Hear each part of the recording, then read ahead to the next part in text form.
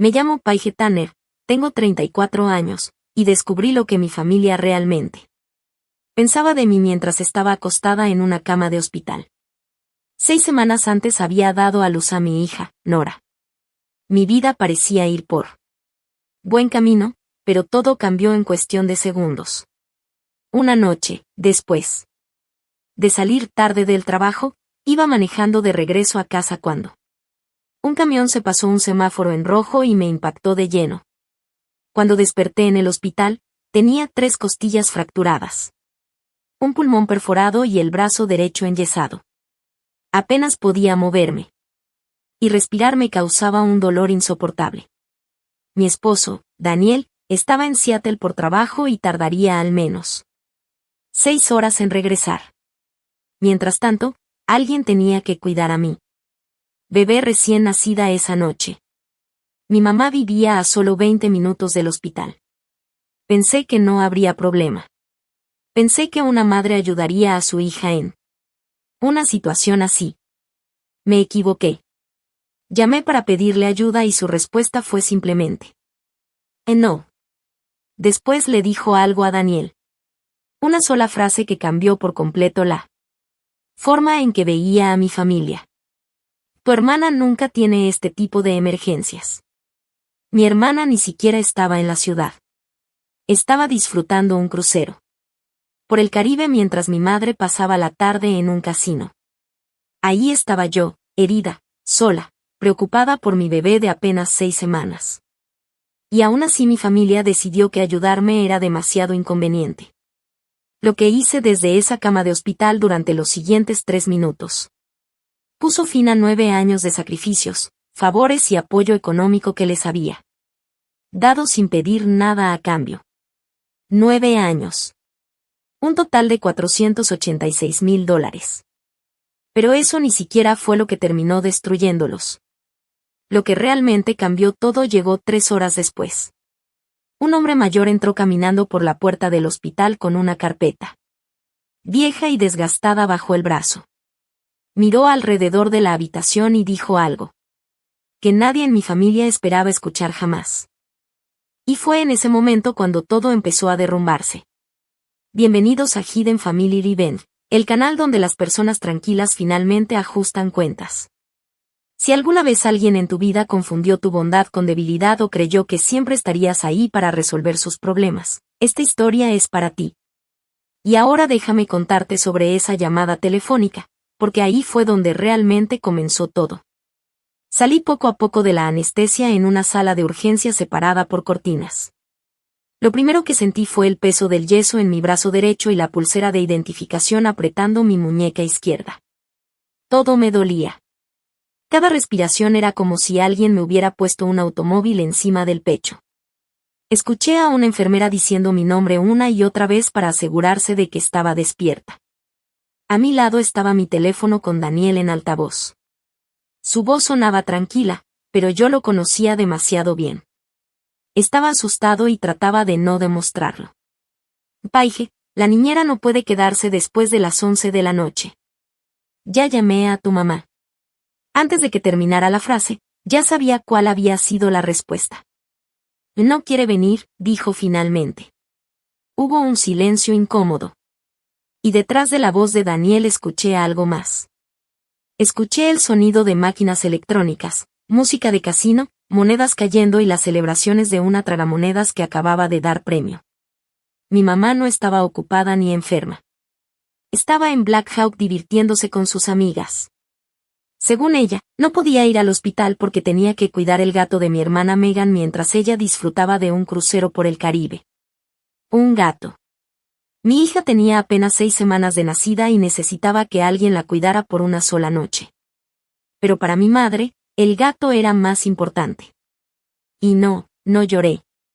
Quiero que entiendan bien esa parte. La mayoría de la gente imagina que una mujer recién accidentada, acostada en una cama de hospital y preocupada por su bebé, se derrumbaría en ese momento. Yo no lo hice. Simplemente miré la pulsera que llevaba en la muñeca, respiré despacio y tomé mi teléfono con la mano izquierda. Tenía muchas cosas que resolver. Y si había algo que siempre había sabido hacer, era resolver problemas. De hecho, ese había sido mi mayor error durante toda mi vida. Siempre me encargaba de todo. Siempre ayudaba. Siempre encontraba la manera. Por eso mi familia llegó a verme como algo que nunca se acaba. Como un grifo que siempre da agua sin importar cuánto le saquen. Para entender lo que pasó después, primero tienen que saber quién era yo antes de aquella noche. Crecí en un dúplex rentado en Aurora. En invierno, la calefacción funcionaba cuando quería.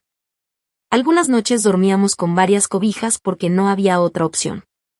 Cuando terminé la preparatoria, pagué mis estudios en un colegio comunitario trabajando turnos de cierre en una tienda de autoservicio.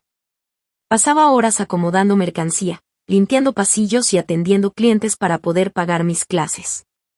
Más tarde conseguí una beca y me transferí a una universidad mejor. Nadie me regaló nada. Cada paso me costó años de esfuerzo. Mientras mis amigos salían de fiesta, yo estudiaba. Mientras otros descansaban los fines de semana, yo trabajaba horas extras. Poco a poco fui avanzando hasta entrar al mundo de las finanzas, un trabajo que nadie en mi familia entendía realmente. Para cuando cumplí 30 años, ya era analista financiera senior en una empresa de la lista Fortune 500 en el centro de la ciudad. Era la persona que llamaban cuando los números tenían que estar perfectos. La persona en la que todos confiaban cuando un error podía costar millones. Había construido esa vida por mí misma. Y precisamente por eso, todos a mi alrededor se habían acostumbrado a pensar que siempre estaría ahí para resolver cualquier problema, incluso los de ellos. Yo trabajo analizando hojas de cálculo todos los días. Los números no tienen favoritos. No sienten lástima por nadie y tampoco te mienten en la cara. Ojalá pudiera decir lo mismo de algunas personas. Daniel y yo nos casamos cuando tenía 26 años. Desde el principio hablamos de tener hijos, pero decidimos esperar. En parte porque queríamos estar preparados y en parte porque siempre había alguna emergencia familiar que resolver antes. Siempre había alguien que necesitaba ayuda. Siempre había una cuenta que pagar. Siempre había un problema que terminaba cayendo sobre mí. Vivíamos de forma sencilla, mucho más abajo de nuestras posibilidades. Teníamos 2 ingresos, un solo automóvil usado y ninguna deuda importante. No presumíamos nada ni intentábamos impresionar a nadie. Y precisamente por esa disciplina financiera fue que todo lo que pasó después fue posible. Durante 9 años completos estuve enviándoles dinero a mis padres todos los meses. $4,500. Cada mes. Nunca decía esa cantidad en voz alta. Ni siquiera Daniel conocía la cifra exacta. Tampoco mi hermana. Nadie. Guardé ese secreto durante años. Me repetía que era por la salud de mi padre y por la hipoteca de la casa. Me decía que estaban pasando dificultades y que yo era la única persona suficientemente estable para ayudarlos. Con el tiempo, ser la responsable de todo dejó de ser algo que hacía y se convirtió en parte de mi identidad. Yo era la hija que resolvía problemas. La que nunca fallaba. La que siempre encontraba una solución. Y quiero aclarar algo porque es importante. Yo no era ingenua. No era una persona tonta que no veía lo que estaba pasando. Era responsable hasta el punto de desaparecer detrás de las necesidades de los demás. Y hay una gran diferencia entre una cosa y la otra. Aquella noche finalmente lo entendí. Lo primero que hice no fue buscar venganza. Ni siquiera pensé en castigar a nadie. Lo primero que hice fue resolver el problema real. Porque eso era lo que siempre hacía. Con el pulgar de mi mano izquierda tomé el teléfono y busqué el número de una agencia profesional de cuidado infantil nocturno que Daniel y yo habíamos investigado antes de que naciera Nora. La habíamos guardado por cualquier emergencia. Nunca imaginamos que terminaríamos necesitándola tan pronto. La llamada fue contestada al segundo timbrazo. Una mujer respondió con voz amable. Le dije mi nombre, expliqué mi situación y le di mi dirección. Todo en menos de 1 minuto. Con calma. Como si estuviera organizando una reunión de trabajo un martes cualquiera.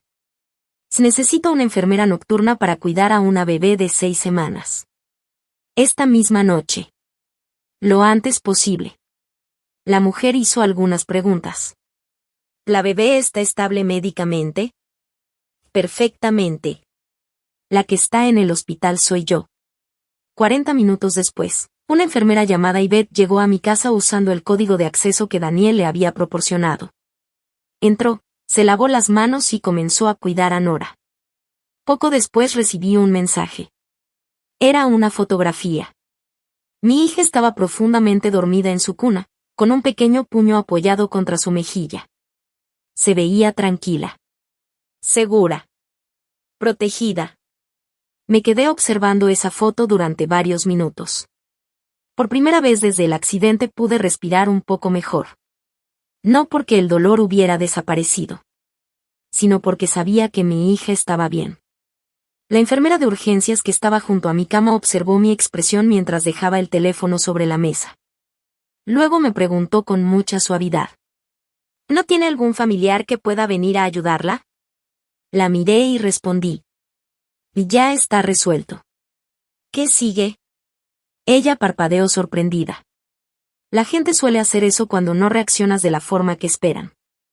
Esperan lágrimas. Esperan gritos. Esperan que te derrumbes. Y cuando no ocurre, no saben qué hacer. Pero yo no estaba siendo fría. Simplemente había pasado demasiados años resolviendo crisis para desperdiciar energía en una queja cuando todavía había cosas que atender. No me estaba derrumbando. Estaba haciendo lo que había hecho toda mi vida, organizar prioridades. Cuando has pasado años siendo la única persona verdaderamente responsable en una habitación llena de adultos, aprendes a actuar así. Mi hija estaba segura. Estaba calentita, cuidada y dormida en casa. Mi esposo venía de regreso. Mis costillas sanarían con el tiempo. Todo lo urgente estaba bajo control. Solo quedaba una cosa pendiente. Una sola. Algo que había cargado durante 9 años y que nunca me había permitido cuestionar de verdad. Tomé mi teléfono y abrí la aplicación bancaria. La pantalla iluminó la habitación oscura del hospital con una luz fría y azulada. Entré a una sección llamada Transferencias Automáticas. Había 4 pagos programados. Los conocía de memoria. Los había visto tantas veces que eran como una cicatriz que ya forma parte de tu cuerpo. El primero decía: mamá y papá, 2,000 pesos al mes. El segundo: casa, 1,100 pesos.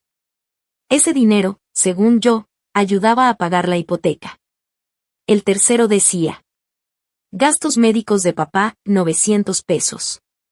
Y el cuarto: apoyo para Megan, 500 pesos. En total, 4,500 pesos cada mes. Mes tras mes. Año tras año. Durante 108 meses. Había creado el primer pago automático cuando tenía 25 años, la noche en que mi padre me llamó llorando por una cuenta médica que no podía pagar. Desde entonces jamás había dejado de enviar dinero. Y tampoco me había permitido calcular cuánto era en total. Porque sabía que enfrentar esa cifra significaba enfrentar una verdad que llevaba años evitando. Pero esa noche ya no tenía ganas de seguir evitando nada. Así que hice la cuenta. En realidad, ni siquiera tuve que hacerla. La aplicación la hizo por mí. La cifra apareció en la pantalla.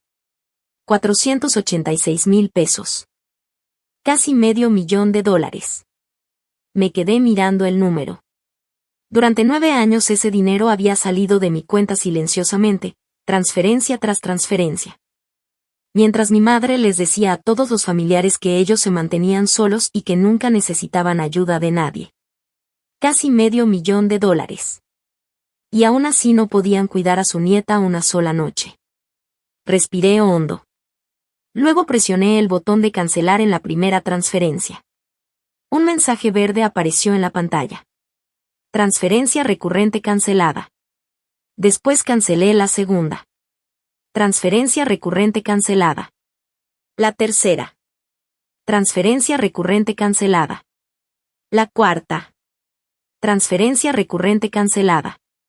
4 toques. Quizás 20 segundos. Y 9 años completos llegaron a su fin.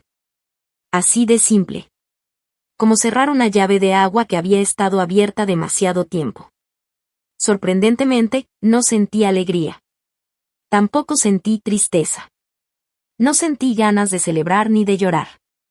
Lo único que sentí fue claridad. Una calma extraña. La misma sensación que tienes cuando llevas horas revisando números y finalmente todo cuadra perfectamente. Por primera vez en mucho tiempo, algo tenía sentido. Estaba a punto de cerrar la aplicación cuando algo llamó mi atención. Una línea antigua en el historial de movimientos. Nunca antes la había visto. Estaba escondida entre las transferencias etiquetadas como gastos médicos de papá. Abrí el registro. La fecha era de 2 años atrás.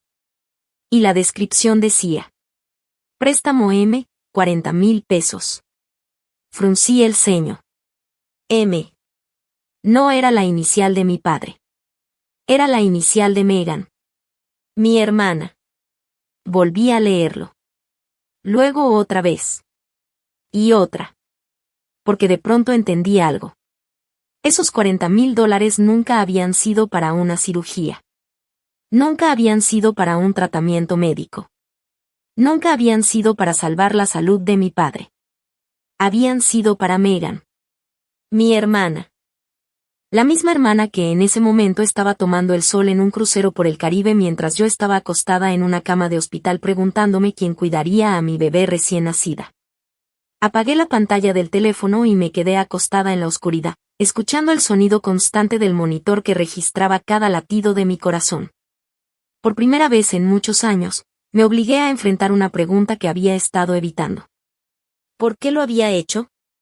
¿Por qué había pasado 9 años enviando dinero, resolviendo problemas y cargando con responsabilidades que ni siquiera me correspondían? La respuesta fácil, la que suele dar la gente desde afuera, sería decir que yo era una persona débil o desesperada por recibir amor. Pero esa respuesta no era cierta.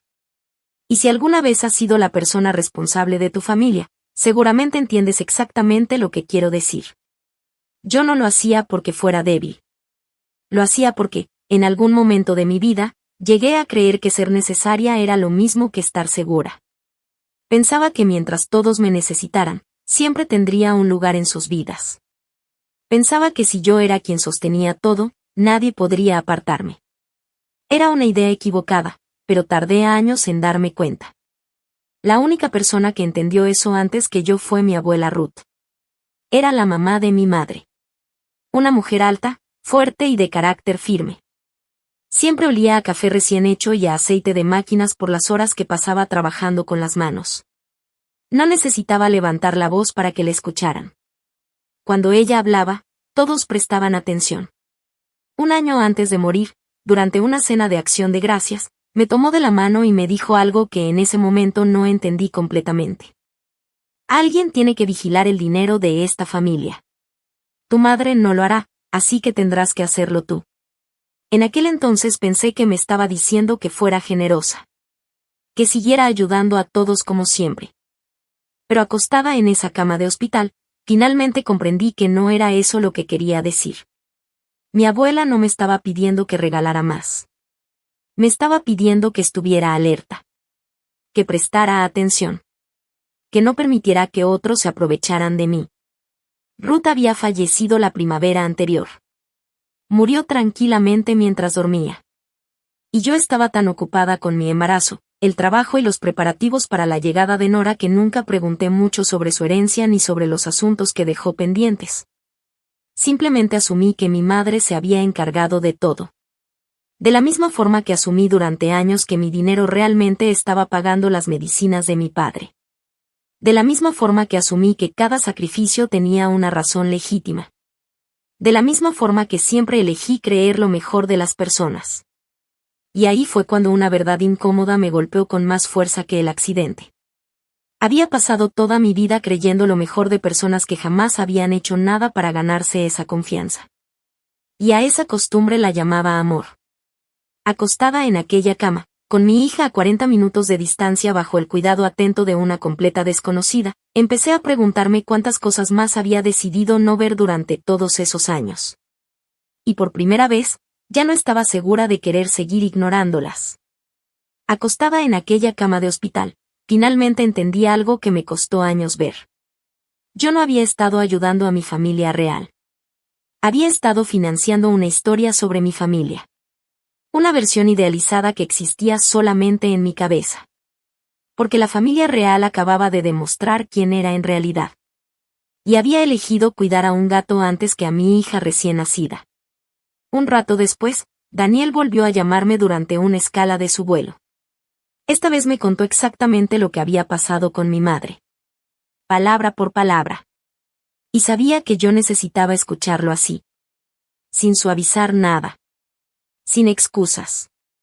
Me dijo que la había llamado alrededor de las 9 de la noche. Le explicó que yo estaba en cirugía, que la bebé necesitaba a alguien que la cuidara y que solo tenía que manejar 20 minutos para llegar a nuestra casa. Le pidió ayuda. Le rogó ayuda. Pero mi madre soltó uno de esos suspiros largos y exagerados que siempre usa cuando quiere hacer sentir que le están pidiendo demasiado. Luego respondió. De verdad no puedo. Según ella, Megan por fin estaba disfrutando las vacaciones de sus sueños y alguien tenía que quedarse cuidando al gato. Al gato. Después agregó algo más. Algo que se quedó grabado en mi memoria. Además, Paige siempre encuentra la manera de salir adelante. Y finalmente dijo la frase que terminó de abrirme los ojos. Tu hermana nunca tiene este tipo de emergencias. Cuando Daniel me la repitió, me quedé mirando el techo. Porque era una frase tan absurda que casi parecía una broma. Como si el camión que me había chocado hubiera revisado primero la jerarquía familiar antes de pasar el semáforo en rojo. Como si mi accidente hubiera sido una decisión personal. Como si la primera noche de mi hija sin su madre pudiera esperar hasta que terminara un crucero. Escuché cómo la voz de Daniel se quebraba mientras me lo contaba. Estaba furioso. Dolido. Y también preocupado por mí. Pero fui yo quien terminó calmándolo. Le dije que respirara. Que Nora estaba bien. Que yo estaba bien. Y que lo único que tenía que hacer era subir al avión y regresar a casa. Después de colgar, me quedé unos minutos en silencio. Luego abrí Instagram. Casi nunca lo usaba, pero esa noche sentí curiosidad. La primera historia que apareció fue la de Megan. Mi hermana estaba recostada junto a una enorme piscina de color turquesa. El video mostraba palmeras, música, bebidas tropicales y una vista espectacular del mar. En una mano sostenía un coco decorado con una sombrilla de colores. Y debajo había escrito. Por fin viviendo mi mejor vida. Me quedé viendo la pantalla. Megan tenía 29 años. Se hacía llamar creadora de contenido. Soñaba con convertirse en influencer.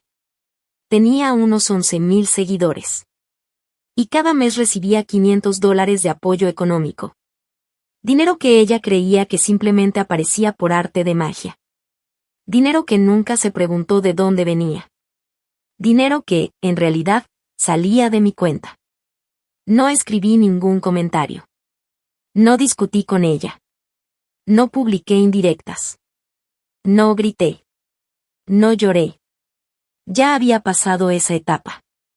En lugar de eso, abrí mis mensajes. Busqué un contacto que casi nunca utilizaba. Un contacto guardado simplemente como Abuelo H. Lo observé unos segundos. Después escribí 3 palabras. Necesitamos hablar.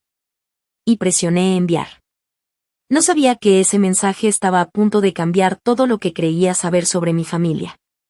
Los 3 puntos de escribiendo aparecieron casi de inmediato. Como si esa persona hubiera estado esperando ese mensaje durante 9 años. Tal vez sí. Yo esperaba una respuesta de mi abuelo Harold.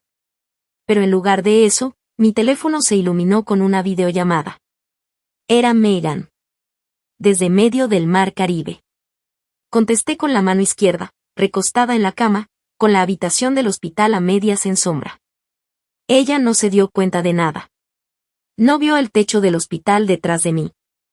No vio el yeso en mi brazo. No preguntó por qué estaba acostada a medianoche. Paige, por fin, dijo acercando demasiado la cámara, tanto que solo podía ver su nariz quemada por el sol. Me rechazaron la tarjeta en el spa. ¡Qué humillante!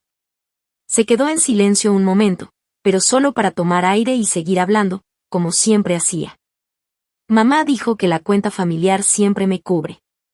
¿Le tocaste algo a la cuenta o qué? Ahí estaba. Toda la estructura de la mentira en una sola frase. La cuenta familiar. Mi hermana de verdad creía que esos $500 mensuales salían de algún fondo mágico de la familia, administrado por mi madre. No tenía idea de que ese dinero salía de mí. Porque mi madre se había encargado de que nunca lo supiera. Durante 9 años. Le pregunté con calma si sabía que yo había tenido un accidente. ¿Qué? ¿Hablas en serio o estás exagerando otra vez? Detrás de ella se escuchaba una banda de tambores caribeños. Solo arregla la tarjeta, dijo sin preocuparse. Mañana atracamos en Cozumel y tengo una sesión de fotos. ¿Una sesión?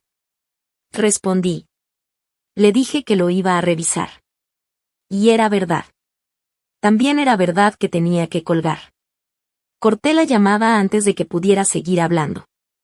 Y me quedé en la oscuridad, escuchando todavía los tambores en mi cabeza. Mi hermana no era cruel. No exactamente. Era algo peor. Era una persona que nunca había tenido que imaginar que el pozo tenía fondo. Porque nadie le había mostrado nunca quién cargaba el balde. A la mañana siguiente me pasaron a una habitación normal del hospital.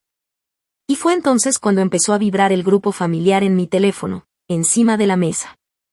El chat se llamaba Familia Reynolds. Había como una docena de personas, tíos, primos, algunos conocidos. La mayoría nunca escribía nada. Yo casi nunca lo abría, pero esa vez la pantalla no dejaba de encenderse, así que terminé entrando. Y ahí estaba. Mi madre había estado ocupada. 1 hora antes había enviado un mensaje largo.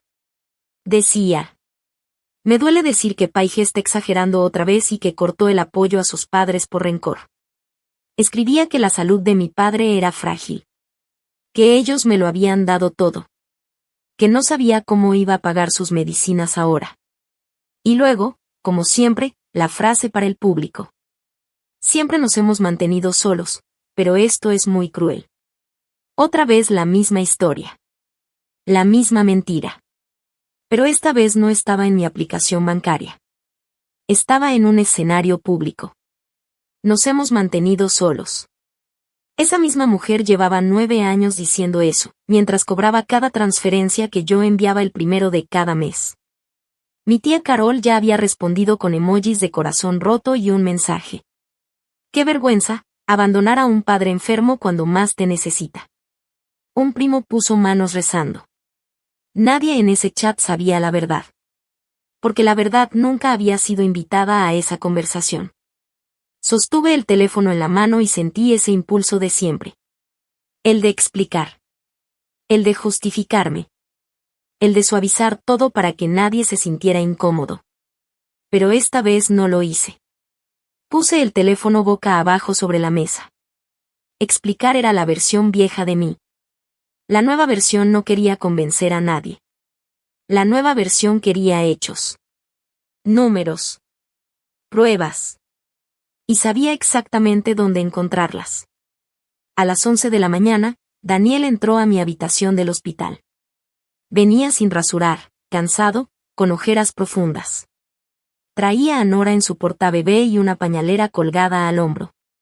Había volado directo a casa, dejado todo listo y luego manejado hasta el hospital con nuestra hija.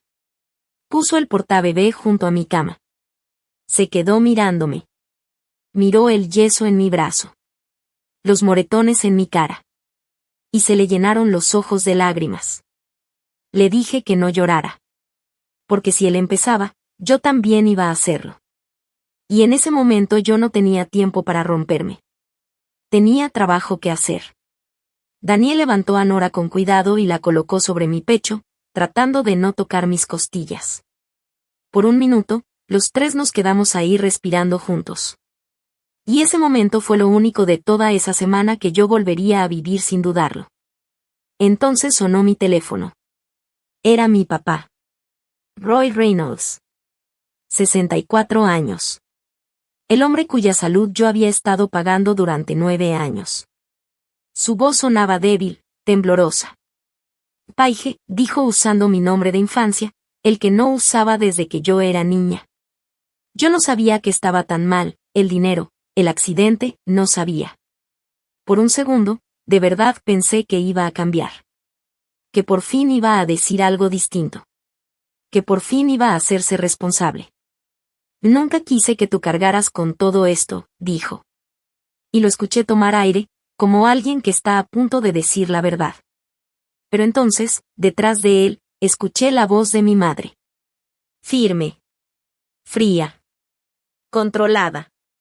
Preguntando con quién estaba hablando. La llamada se distorsionó.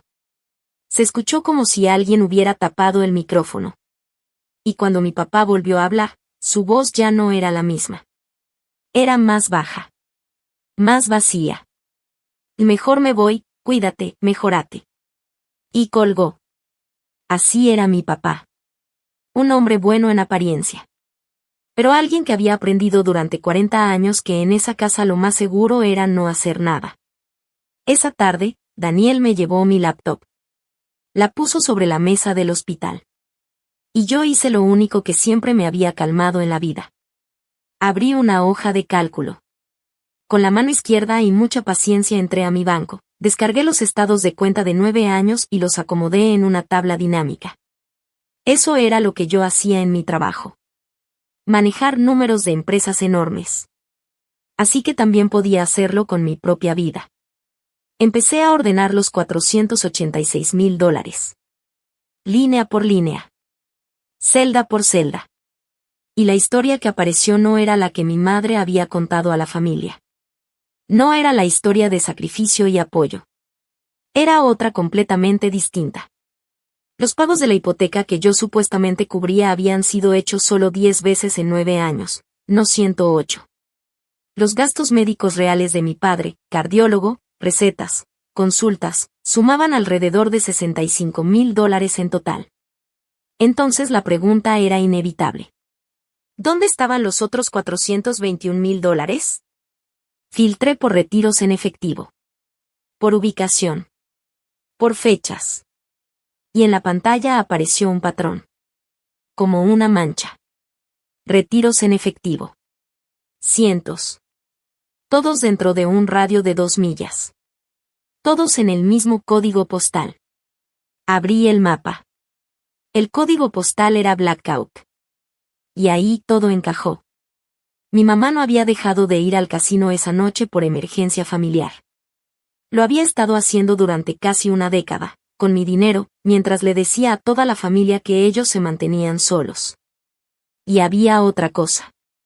Un segundo flujo de dinero. Más pequeño. Más constante. Más cuidadoso.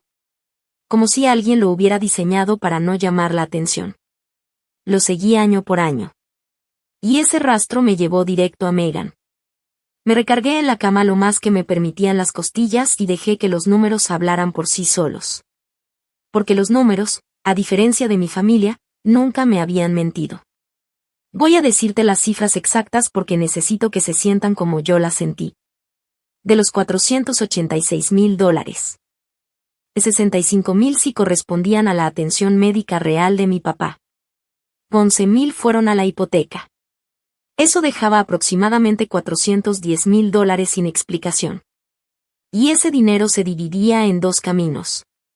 El primero, alrededor de $290,000 en 9 años. Retiros en efectivo. Pequeños. Constantes. Siempre cerca de Blackout.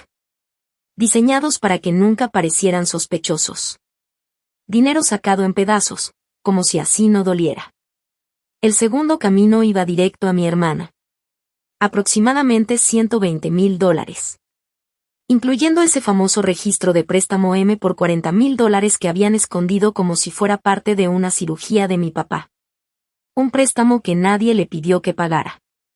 Porque en realidad no era un préstamo. Era financiamiento. Para su marca personal. Para un año entero de apariencias en redes sociales. Para una camioneta rentada. para un fotógrafo en Tulum. Imprimí todo en una sola hoja. Una página limpia. 9 años resumidos en 12 renglones. Entonces Daniel me mostró otra cosa. Había estado revisando el chat familiar. Y encontró una captura de pantalla. Un mensaje de mi madre a mi tía Carol, de años atrás, antes de todo esto. Decía: nosotros cubrimos la marca de Megan. Así lo hacen los buenos padres. Nosotros lo pagamos. Miré esa imagen. Luego miré mi hoja impresa. Y algo dentro de mí se quedó completamente en silencio. Ya no era enojo. Ya no era confusión. Era claridad total. No iba a mandar mensajes enojados. No iba a explicar nada. No iba a convencer a nadie. Iba a llevar ese papel frente al mismo público para el que mi madre había estado actuando durante 9 años. Y después me iba a ir. Y nunca más iba a financiar ese espectáculo. Ya está resuelto, le dije a Daniel. Y por primera vez, esas palabras no sonaron como emergencia. Sonaron como sentencia. Quiero detenerme un segundo aquí, porque si has llegado hasta este punto, puede que seas justo la persona de la que te estoy hablando. Yo pasé 9 años creyendo que estaba pagando las medicinas del corazón de mi papá, cuando en realidad estaba financiando un casino y sesiones de fotos para redes sociales. Si alguna vez has enviado dinero confiando solo en la palabra de alguien, hoy te diría algo sencillo: revisa un estado de cuenta. Solo uno. Léelo como si no fuera tu historia. Y si esto te está pegando cerca, sigue aquí, porque lo que viene después es el momento en que mi abuelo entra a ese hospital, y lo que dijo cambió todo lo que yo creía saber de mi madre. Mi mamá se dio cuenta de que los depósitos se habían detenido de la forma en que siempre se da cuenta de todo, cuando le afecta directamente. Llegó el 1 del mes, y no cayó el dinero. Al mediodía ya estaba llamándome. Dejé que sonara 2 veces. La tercera contesté, porque huir de las cosas era la versión vieja de mí. Su voz entró dulce, como siempre, la misma voz que usa con la familia y con desconocidos cuando quiere quedar bien. Ay, mi amor, ¿estás bien? Hemos estado muy preocupados por ti y por la bebé, muy preocupados. La misma mujer que eligió un gato en lugar de su nieta. Le dije que me estaba recuperando, gracias. Hubo un silencio breve, y luego su tono cambió. La dulzura empezó a volverse más fría, más calculada. Oye, no vi el depósito este mes. ¿Hubo algún problema con el banco? Le dije que no era ningún error. Silencio. Y después vino la culpa, como siempre. Después de todo lo que tu papá y yo hicimos por ti, te llevamos a todas tus actividades, te dimos techo. La dejé hablar. Y como siempre, volvió al mismo punto de siempre, su arma favorita. Más suave esta vez, casi dolida. Sabes que tu hermana nunca tiene este tipo de emergencias. Era la tercera vez que escuchaba esa frase en 3 días. Pero esta vez no me dolió. No me defendí. No expliqué nada. Solo dije: lo sé, mamá. Y dejé que eso significara lo que ella no entendía. Megan nunca tenía emergencias porque Megan tenía a alguien resolviéndole todo. Y ahora Megan tenía una tarjeta rechazada, y una camioneta que no podía pagar. Le dije a mi mamá que tenía que alimentar a la bebé. Y colgué mientras ella seguía hablando. Algo que nunca había hecho en 34 años. Cuando la madre no logra controlar la historia, manda a la tía. Esa misma tarde, la tía Carol me escribió directo. Casi nunca lo hacía. Y cuando lo hacía, era para pedir dinero para alguna rifa o evento familiar. Esta vez su mensaje venía cargado de enojo, pero no suyo. Era una indignación prestada. Estoy disgustada. Tus papás apenas están sobreviviendo y tú los dejaste sin ayuda justo cuando tu papá está enfermo. Tu abuela estaría avergonzada de ti. La familia cuida a la familia. Leí el mensaje de mi tía Carol 2 veces. La parte de mi abuela me pegó un poco, porque Ruth era la única persona de esa familia a la que yo nunca quise decepcionar. Pero entonces recordé sus palabras reales. Alguien tiene que vigilar el dinero de esta familia, y tu mamá no lo hará. Y en ese momento entendí algo. Carol tenía todo al revés. Así que no le contesté con un discurso. No me defendí. No lloré. No pedí perdón. Simplemente adjunté la única hoja que había impreso. La de 12 renglones. La de 9 años de historia en números. Y escribí una sola frase abajo. Esto es a donde fue el dinero que tu cuñada dice que administran, por su cuenta. Los retiros en Black Hawk son de ella. Pregúntale. Dejé el teléfono a un lado y cambié el pañal de Nora con una sola mano, con una calma que no sentía desde hacía 10 años. El teléfono vibró una vez. Los 3 puntitos de "está escribiendo" de Carol aparecieron. Y luego desaparecieron. Después, nada. No hubo respuesta. Ni esa hora. Ni ese día. Me la imaginé sentada en su cocina viendo esos 12 renglones de números que no se pueden discutir. Porque esa es la cosa de una hoja de cálculo. Puedes decir que una persona exagera. Pero no puedes decir que una columna de retiros es exagerada. Solo está ahí. Siendo verdad. Yo había pasado mi vida entera manejando los sentimientos de esta familia. Y nunca se me había ocurrido que lo más amable, y lo más difícil, era darles los hechos y dejarlos solos con ellos. Mi madre, sin embargo, nunca se queda sin opciones. Cuando la culpa no funcionó, y la tía no funcionó, buscó el escenario que siempre controla. El control total. Mandó un mensaje al chat familiar. Una cena familiar. Para conocer a la bebé Nora y arreglar todo como familia. Paige, espero que vengas. Podemos dejar atrás este malentendido. ¿Un malentendido? 5 días después de que mi madre eligiera un gato antes que a mi recién nacida, ahora decía que todo era un malentendido. Daniel lo leyó por encima de mi hombro y me dijo. No tienes que ir. Nos quedamos en casa con Nora y que ellos se queden con su drama. Y tenía razón. No tenía que ir. Pero yo ya entendía para qué era realmente ese domingo. No era para conocer a mi hija. Era para encerrarme en una habitación llena de familiares, presionarme y obligarme a volver a activar los depósitos. Era una puesta en escena para forzar mi reconciliación hasta que yo cediera como siempre había cedido. Mi madre quería público para mi rendición. Así que decidí darle el público, pero no la rendición. Le respondí con 2 palabras. Vamos a ir. Y sentí como si la trampa se cerrara, pero alrededor del que la puso. Después hice una llamada más. A mi abuelo H. Hablamos 40 minutos. Y al final me hizo una sola pregunta, con su voz grave y seca. ¿Lo quieres en silencio o lo quieres en verdad? Miré a Nora dormida en mi brazo bueno. Miré esa vida pequeña que casi pierdo financiando una mentira. Que en verdad, le dije. Entonces llevo el folder, respondió. No pregunté qué había dentro.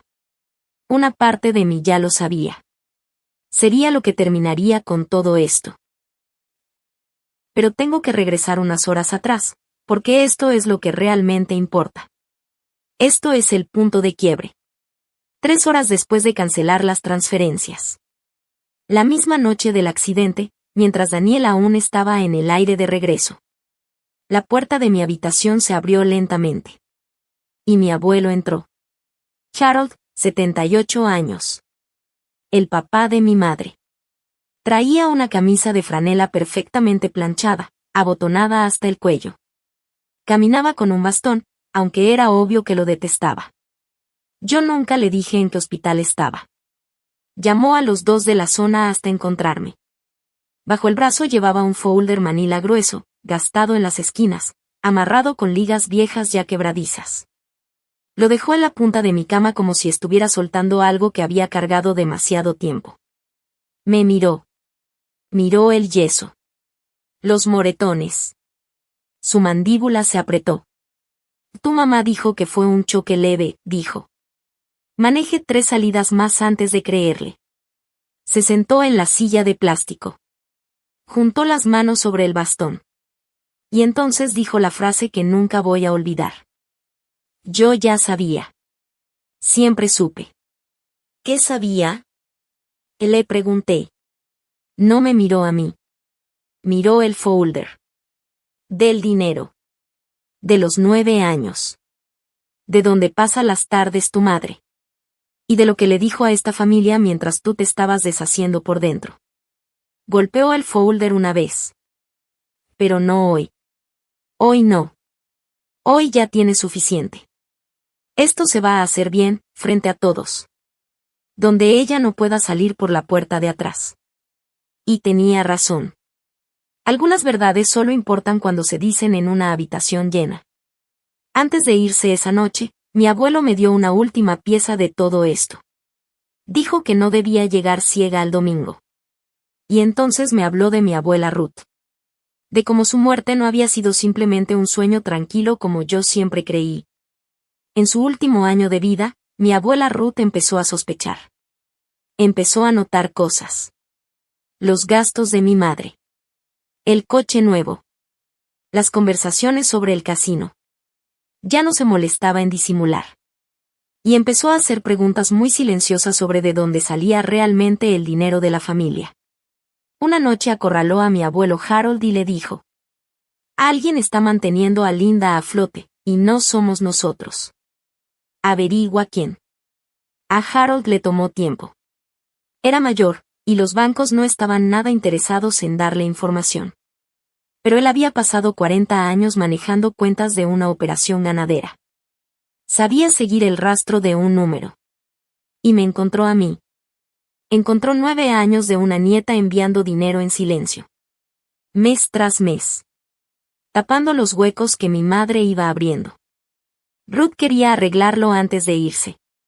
Según mi abuelo, no le alcanzó el tiempo. Así que hizo lo segundo mejor. No quiso decirme todo todavía. Pero sí me contó algo importante. Mi abuela pasó sus últimos meses claros con un abogado. Y todo lo que dejó preparado tenía su firma. Y la de Harold. Y que un abogado en Boulder había dicho que eso se iba a sostener legalmente. En este estado, me dijo mi abuelo, un fideicomiso como el que hicimos Ruth y yo funciona exactamente como se diseñó. Se levantó, acomodó el folder bajo el brazo y se detuvo en la puerta. Ruth no estaba decepcionada de ti, Paige. Aunque tu madre diga lo contrario. El domingo, tu abuela te dejó todo. Por eso te eligió. Y se fue. Esa noche no pude dormir. Un día antes de la cena, Harold volvió a la casa para verme. Y yo le hice la pregunta que me había acompañado toda la vida. ¿Por qué, Megan? ¿Por qué mi mamá trató a una hija como premio, y a la otra como herramienta? Mi abuelo se quedó en silencio un rato, girando su taza de café. Tienes que entender cómo criaron a Linda, me dijo. Y yo ya sentía tensión en el pecho. Porque amaba a Ruth. Y no quería verla como alguien complicado. Ruth era una mujer dura, continuó. Justa, en su forma, pero dura. Y tenía un favorito, pero no era tu mamá. Era tu tío Danny. Que en paz descanse. Linda creció siendo la que resolvía todo, mientras Danny recibía el cariño. Sentí como si el piso se moviera. Porque yo conocía ese papel. Yo había vivido ese papel. Y entonces mi abuelo siguió hablando. Cuando Linda tuvo hijos, tú saliste como Ruth, tranquila, constante, capaz. Hizo una pausa. Y eso fue algo que ella no pudo soportar. Y cuando Megan llegó, ruidosa, demandante, brillante, mi mamá por fin tuvo lo que siempre quiso, ser la madre de la hija favorita, en lugar de la hija olvidada. Por fin pudo hacer por Megan todo lo que nadie hizo por ella. Mi abuelo dejó la taza sobre la mesa. No es una excusa, dijo. Es solo la forma en que se formó todo. Me quedé pensando en eso. Mi mamá no era una villana de caricatura. No era alguien malvado de forma obvia. Era una mujer que había crecido siendo la carga silenciosa de su propia madre. Y en lugar de romper ese ciclo, me lo pasó a mí. Y coronó a mi hermana como su versión ideal. El casino, me dijo mi abuelo, Era el único lugar donde ella sentía que podía ganar algo sin haber tenido que ganarlo siendo útil para otros. Y yo la entendía. La entendía perfectamente. Y aún así, ya estaba decidida. Esa noche supe exactamente qué iba a hacer el domingo, y qué no iba a hacer. No iba a hacer una pelea. Porque yo ya había visto a mi mamá ganar 1000 peleas. Ella es una experta en gritar, en manipular con emociones, en llenar la sala de ruido hasta que todos creen su versión. Y en el momento en que yo levantara la voz, le estaría entregando el papel que ella quería, la hija histérica e ingrata frente a todos los testigos. Así que no le iba a dar ruido. Le iba a dar papel. Esto es lo importante. Mi mamá solo tenía 3 armas. Palabras suaves llenas de mentira. Culpa administrada con precisión. Y una historia repetida frente a la familia. Mis armas eran otras. Una sola hoja impresa.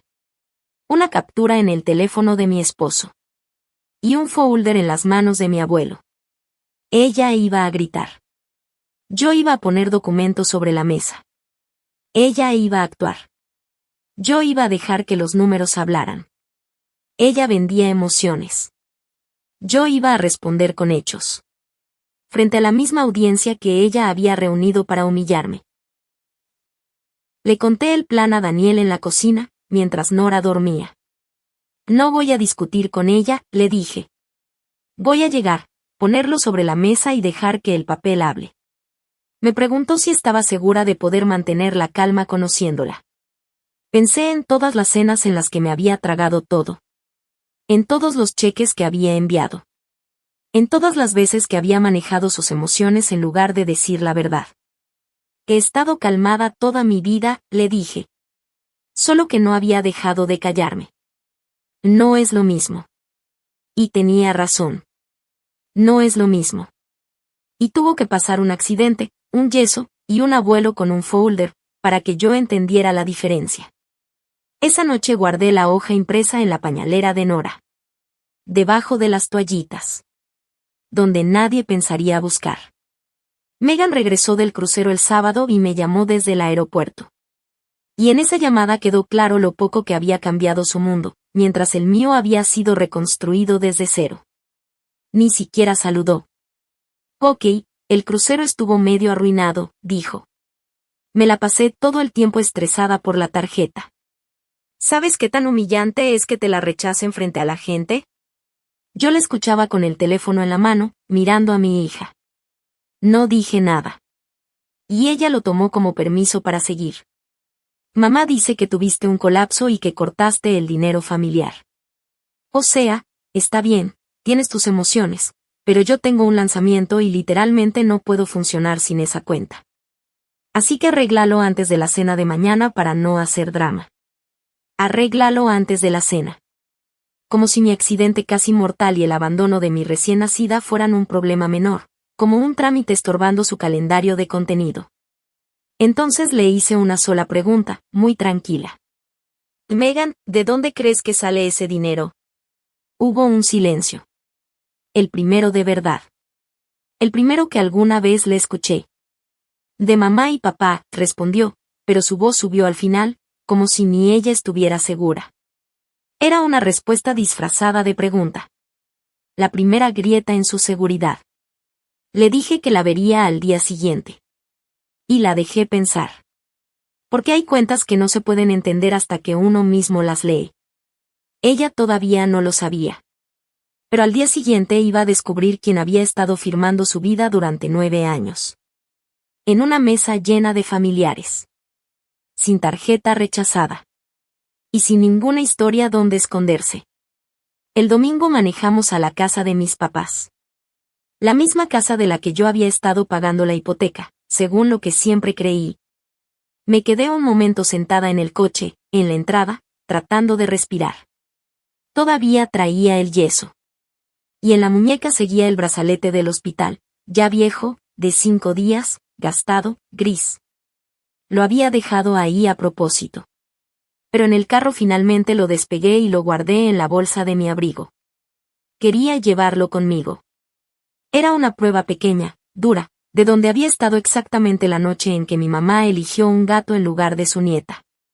Daniel cargaba la silla de Nora en una mano. Y desde la banqueta se escuchó el paso lento de un bastón. Ahí estaba mi abuelo Harold, con su camisa de franela de domingo.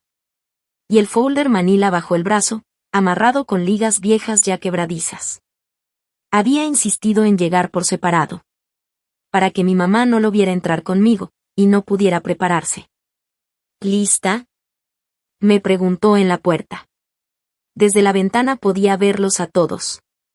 La tía Carol y 2 primos. Mi papá sentado en su sillón. Mi mamá moviéndose entre ellos, sirviendo café, actuando como anfitriona herida. La reina de una familia que yo había estado sosteniendo sin que nadie lo dijera en voz alta. Megan estaba sentada en el brazo del sillón, viendo su teléfono, bronceada, distraída, como si nada pasara. Estoy lista, le dije. Y esta vez lo dije de verdad. De una forma que nunca había sentido antes. Harold abrió la puerta con la punta de su bastón. Y entramos. El frío quedó atrás. 3 generaciones que mi madre jamás quiso ver juntas en la misma habitación. Con un bebé. Un yeso. Un brazalete del hospital. Y un folder. La conversación se detuvo. Mi mamá se volteó con la cafetera en la mano y su sonrisa de bienvenida ya perfectamente puesta. Y la noche comenzó. Tengo que reconocer algo, mi madre es una excelente actriz. Y esa noche salió con su mejor papel. Dejó la cafetera, se llevó una mano al pecho y cruzó la sala directo hacia Nora, con los ojos ya brillando para el público. «Ay, mi nietecita», dijo con voz dulce, estirando las manos. Pero Daniel giró el portabebé con calma, sin agresividad, solo firme. Y ese gesto fue suficiente para que el abrazo se convirtiera en un movimiento incómodo, y luego en su primera escena. Se volteó hacia los familiares. No hacia mí. Estoy tan aliviada de que estemos todos aquí, porque esta ha sido la semana más difícil de mi vida, dijo. La más difícil de su vida.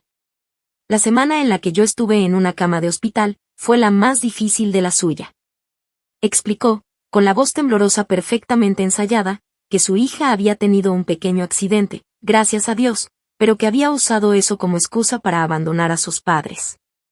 Para dejarlos solos en su vejez. Por un supuesto rencor imaginario. Se secó los ojos. Mi tía Carola sintió, aunque evitaba mirarme directamente. Y yo sabía que mis 12 renglones de números ya estaban ahí, en algún rincón de su cabeza.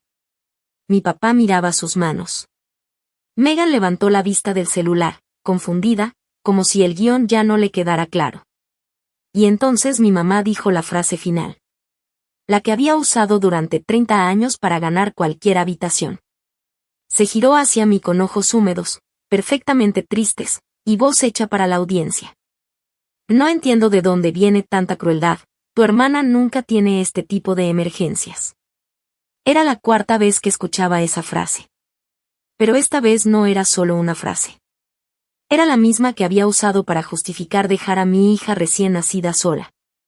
Y sin saberlo, acababa de entregarme el arma cargada. La habitación esperaba. Esperaba gritos. Lágrimas. Drama. Yo no hice nada de eso. Metí la mano a la pañalera de Nora, debajo de las toallitas, y saqué una hoja doblada. No me levanté. No di un discurso. Desdoblé el papel. Lo alicé sobre mi pierna con mi mano buena. Y lo puse sobre la mesa del comedor, justo donde la luz caía encima. Luego hablé con la misma voz con la que presento reportes financieros en el trabajo. Tienes razón, mamá. Megan nunca tiene emergencias. Levanté la mirada. Y les voy a enseñar por qué. Deslicé la hoja hacia el centro. Esto es cada dólar que le envié a esta familia en los últimos 9 años.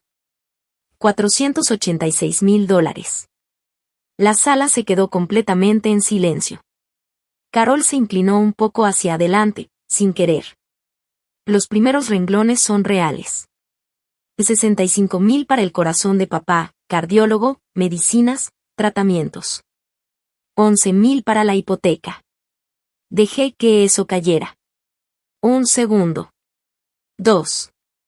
Lo demás, es lo que mamá les ha dicho que manejan solos. Toqué la hoja apenas con los dedos.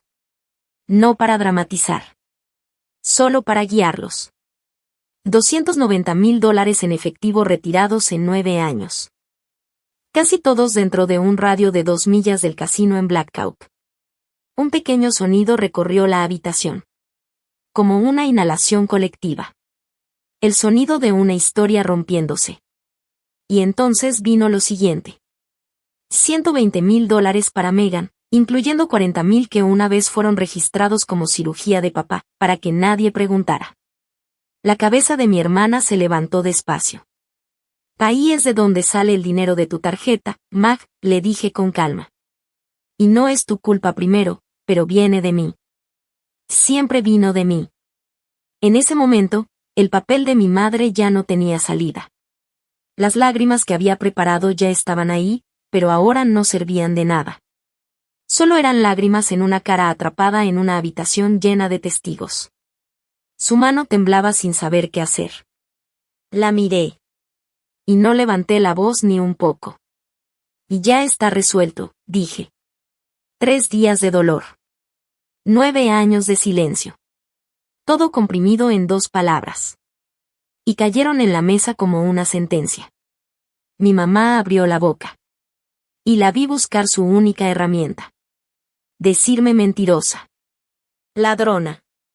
Hija ingrata.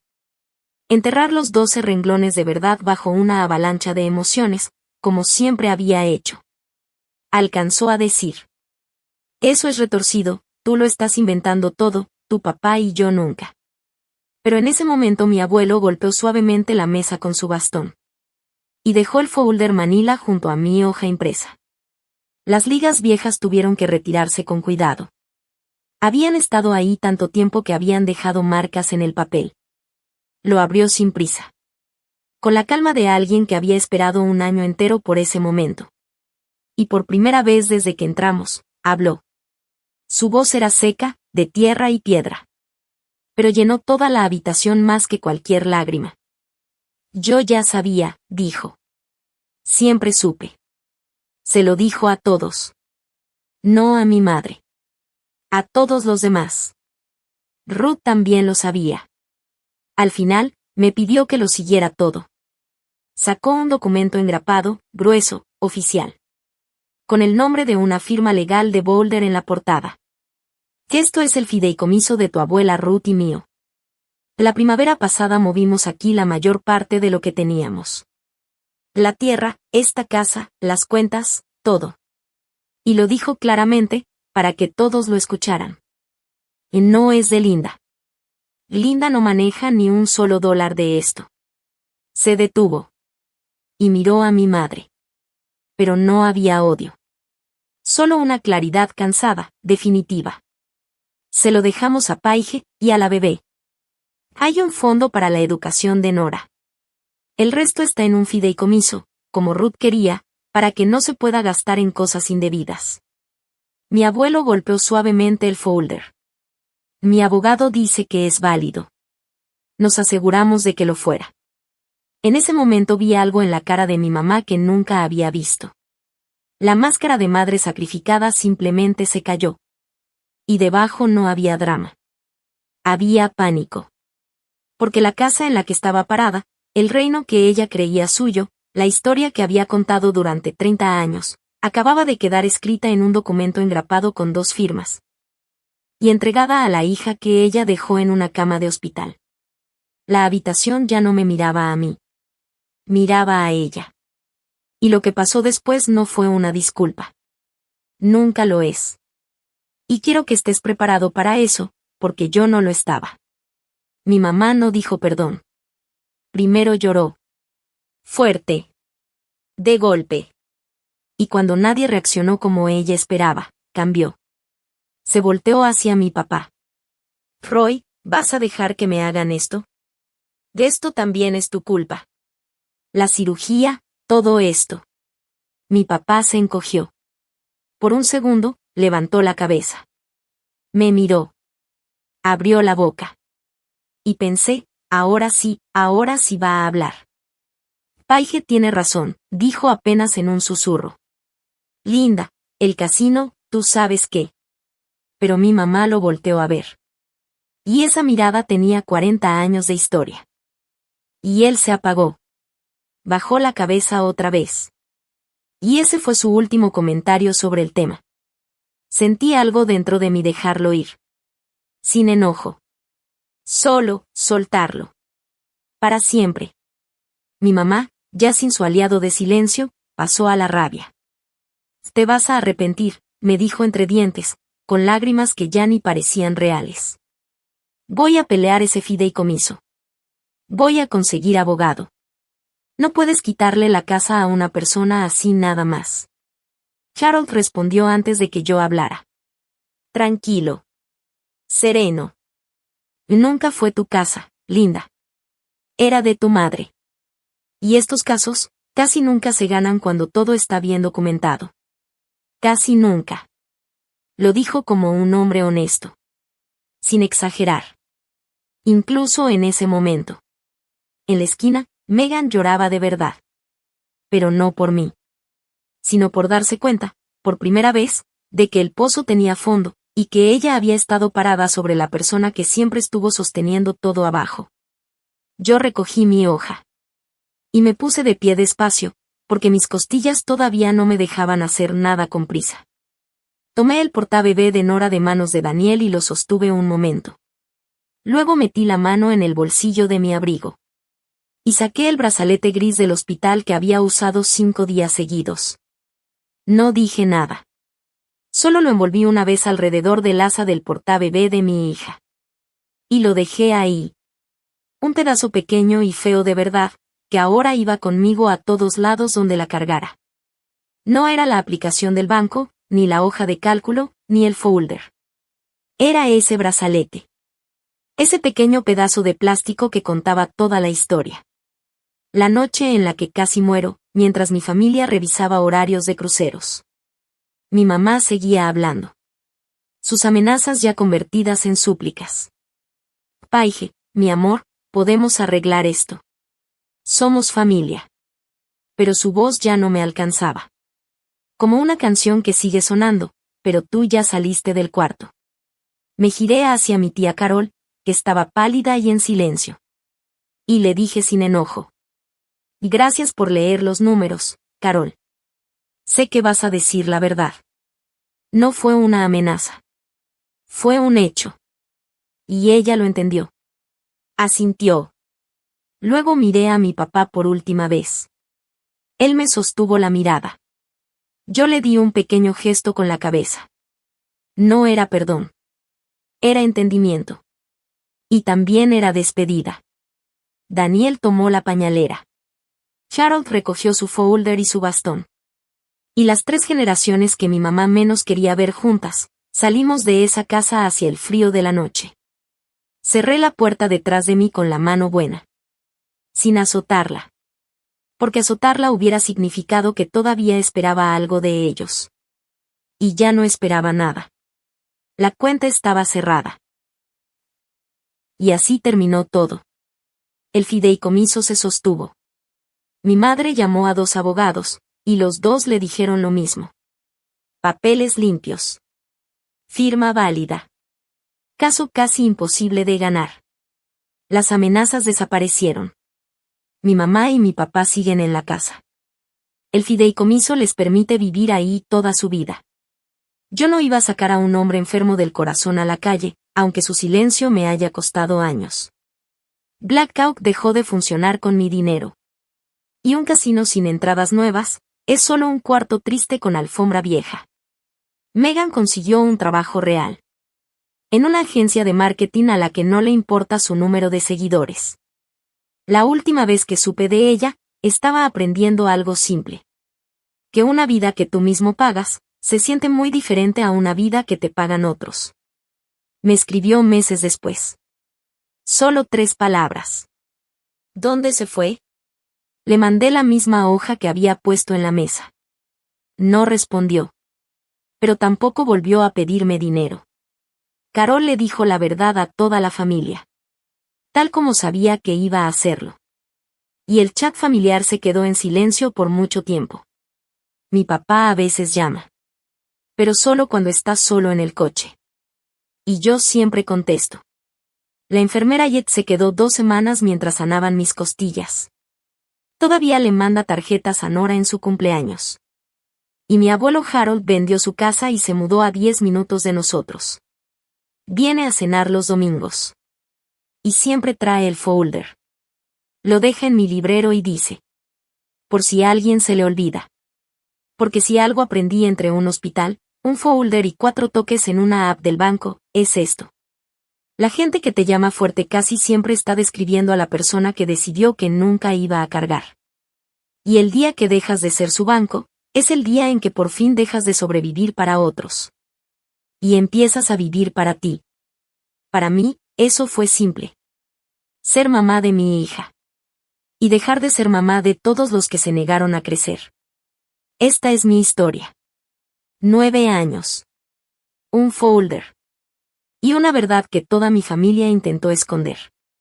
Si esto te hizo pensar en algo, revisa un estado de cuenta, un mensaje, o a quien llamarías desde una cama de hospital. Hazlo hoy. Y si conoces a alguien que siempre es el fuerte, compártelo. Nos vemos en el próximo.